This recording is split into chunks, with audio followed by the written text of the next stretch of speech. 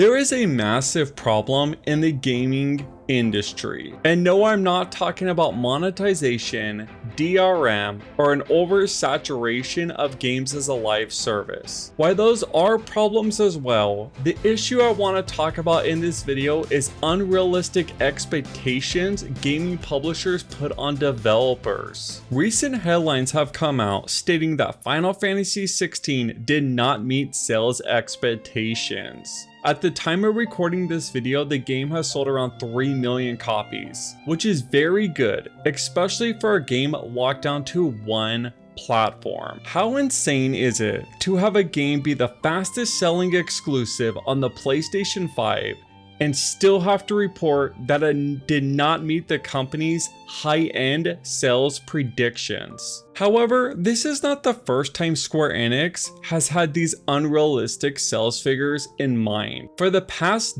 decade, they've had this mindset. Back in 2013, it was reported that the Tomb Raider reboot, which sold 3.4 million copies, failed to meet expectations as well. In fact, Tomb Raider was not the only game back then to suffer this fate. Hitman Absolution, which sold 3.6 million, and Sleeping Dogs, which was a brand new IP, which sold 1.7 million copies, had unrealistic standards placed upon them as well. Sometimes you have to look at an IP's history to accurately determine how large the audience is for that franchise. And while it is possible to capture lightning in a bottle, I do not think it is healthy for publishers to set their standards that high, because if they go in with these highly unrealistic expectations for their games, when those games never have a chance of meeting them, it is basically a death sentence for the franchise. Publishers basically will step in at some point and start to try to add ways to monetize the game even further, pushing the fan base that much farther away,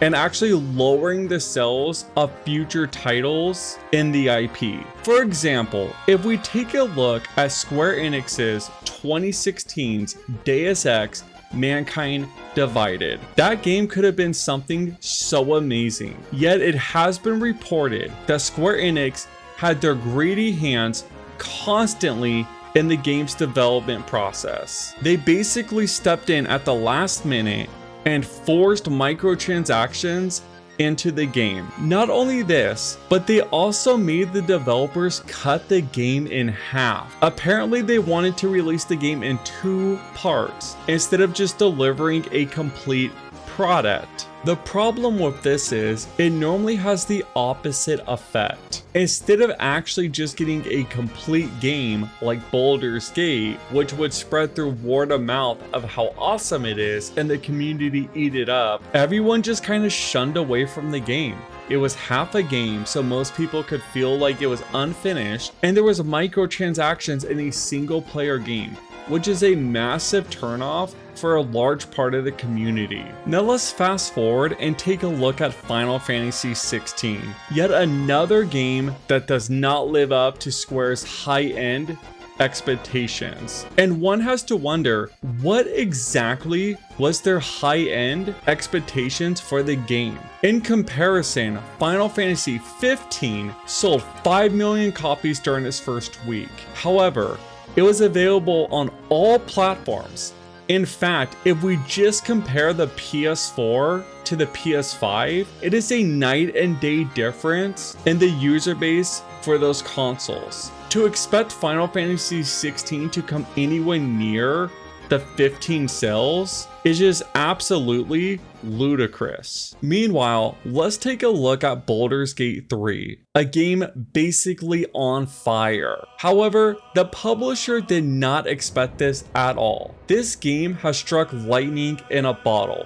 In fact, at one point, they had well over 800,000 concurrent players on Steam. That being said, they were only expecting to have 100,000 concurrent players. Now don't get it wrong. Of course, I am very positive they are extremely happy with how well Baldur's Gate 3 is being received by the community. However, at the end of the day, their expectations were very realistic. If they would have just hit 100,000 concurrent players, they would have still viewed the game as a success. Think of it this way, fans are excited to see how well the game's doing. After all, this is a CRPG based on Dungeons and Dragons. It's not exactly what I would consider to be the mainstream, and yet it has done the unthinkable and has been a smash success. But imagine if Larian Studios came out and said, the game did not live up to their expectations. They actually expected the game to sell 10 million copies in its first week. Instead of being viewed as a success, it would be reported on as a flop and viewed that way from the publisher's point of view. This is the difference between Larian Studios and Square Enix. It's the perspective they place upon their game's overall success. In fact, it pretty much lays out the roadmap for these companies going forward. Larian Studios has already came out and said that their next game they want to be smaller in scope, and I'm very positive that they do not expect this next game to match the success of Baldurs Gate 3. I believe that their next title, whatever it turns out to be, that they will set predictions accurately to whatever the game's fan base and target audience is. Meanwhile, Square Enix wants to focus more and more on bigger titles, basically just chasing those high-end sales numbers. And one has to wonder, are they going to cut the game in half like they did with Deus Ex? Are they going to force microtransactions into their games, or even add a battle pass system in their games going forward? Because after all, if the shareholders feel like they're not hitting the profit margin on their titles from sales alone, they're going to find other ways to make up those profit margins. Now, before I wrap this up, I want to point out that Square Enix recently has gotten a new CEO, and he does seem like a person who is passionate about gaming. I just hope that he has a more realistic approach when greenlighting a game on what that game's success should be, but only time will tell. But I would love to hear what you all think. Do you think it is unfair to have these high of expectations in the AAA gaming space? Is there a franchise that has been killed off due to lack of sales because the game was unable to sell millions of copies? Also, let me know what you all think of Baldur's Gate 3 or Final Fantasy 16 in the comments below. By the way, if you made it this far and did enjoy the video, let me know by dropping a like, and if you are new, please consider subscribing. As for me, I got a ton of work to do, so I'm gonna get back to the grind, and I'll catch y'all next time. Peace.